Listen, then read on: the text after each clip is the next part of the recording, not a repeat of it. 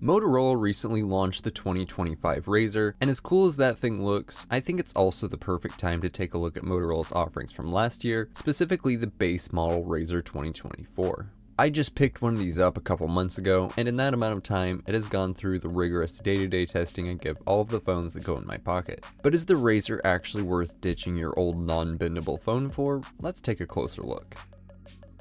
While this is my first time carrying a RAZR as my main phone, this isn't actually the first RAZR I've owned. Back in 2022, I purchased a 2019 RAZR because I found one at an extreme discount. I guess you could say I folded to the pressure of my curiosity.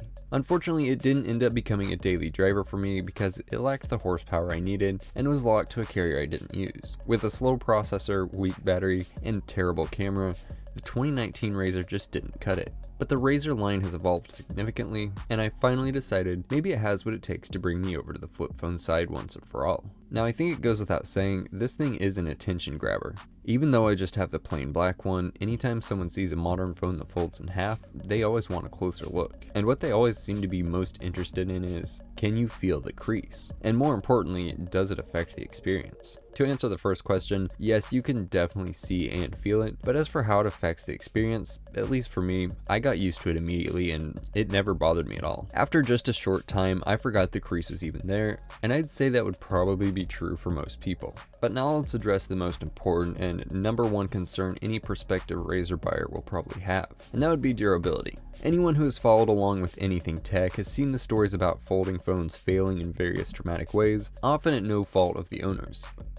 And it makes sense. With a large, soft display that basically folds in half and complicated hinge mechanisms, there's a lot that can go wrong. At this point in time, I can't really speak from personal experience on long-term durability, as I've only owned mine for a few months. It was pre-owned though, and from the dents and scratches on the body, I'd say it lived a pretty normal life before I bought it. And during my ownership, this thing has had its fair share of tumbles. Also, it's a flip phone.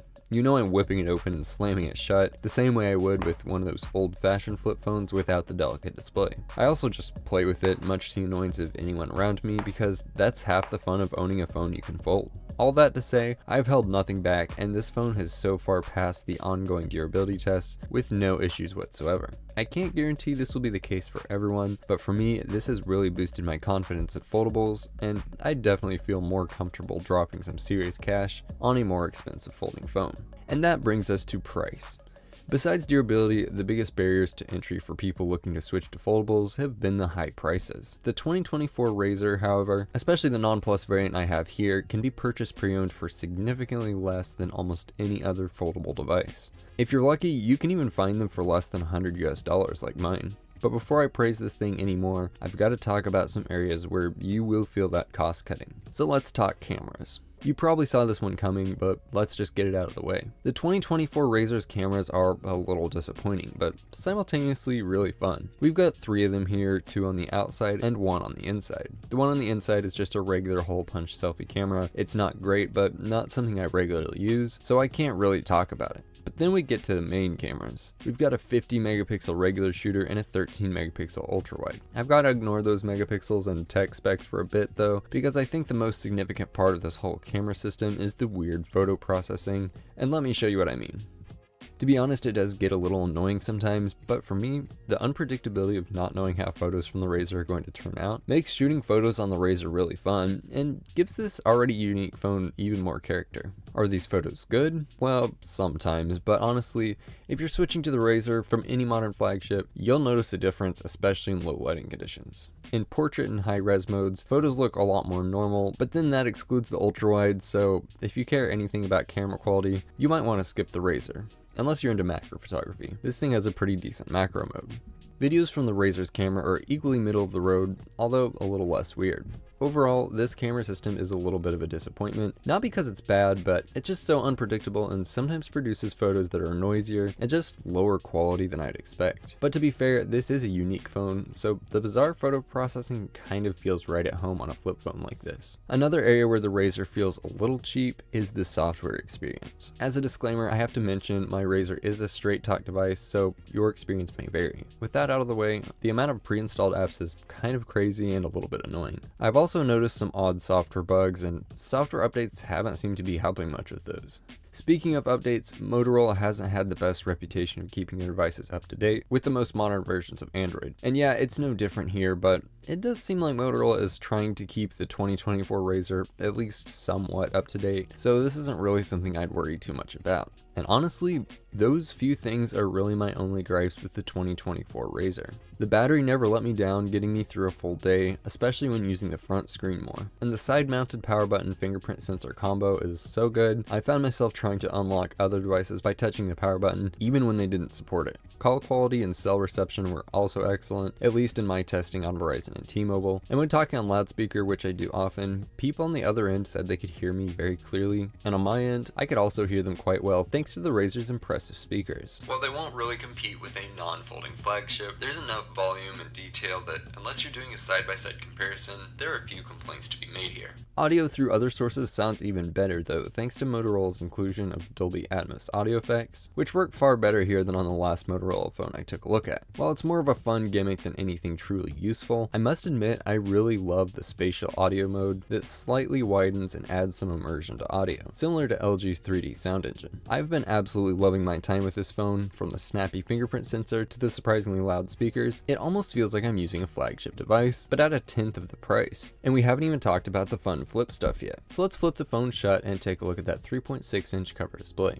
While previous models have been more or less locked down and limited as to what could be done with the cover display, the 2024 RAZR lets you run literally any app you want. If it works on the inside display, chances are it'll work on the outside display as well, even if maybe a little cramped due to the size and aspect ratio. It would be easy to think there's not enough room out here to do much of anything, but you might be surprised by how well it performs basic tasks like typing out text or using it as a camera viewfinder, which may be one of the most highly advertised benefits of this outer display. It's also just a great way to keep up on little tasks like checking in on a workout or using the music controls. The RAZR also comes with some front screen optimized games preloaded, including Marble Mayhem, which kind of reminds me of Teeter, a similar Marble Maze style game included on some older HTC devices. As if that wasn't enough fun for one little display, take a look at all the customization options. This has always been a huge selling point for Android, but I'm glad to see Motorola took some time to make sure the exterior display didn't miss out. You can add, remove, and freely rearrange panels, customize clock themes. There are even some fun themes for the music player.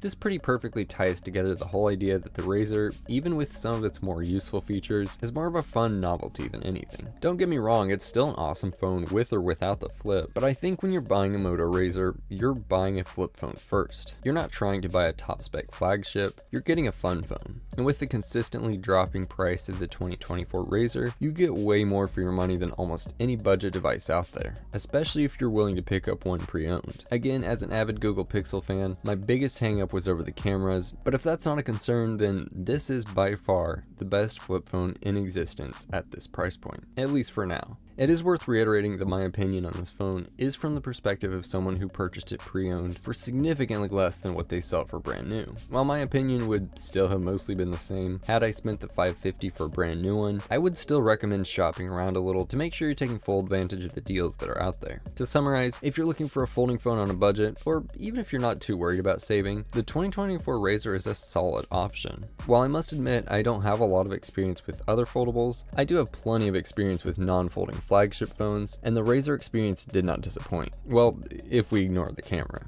And that's about all I've got for this video. If you like what you see here and would like to help out the channel, hit that subscribe button so you don't miss out on future videos.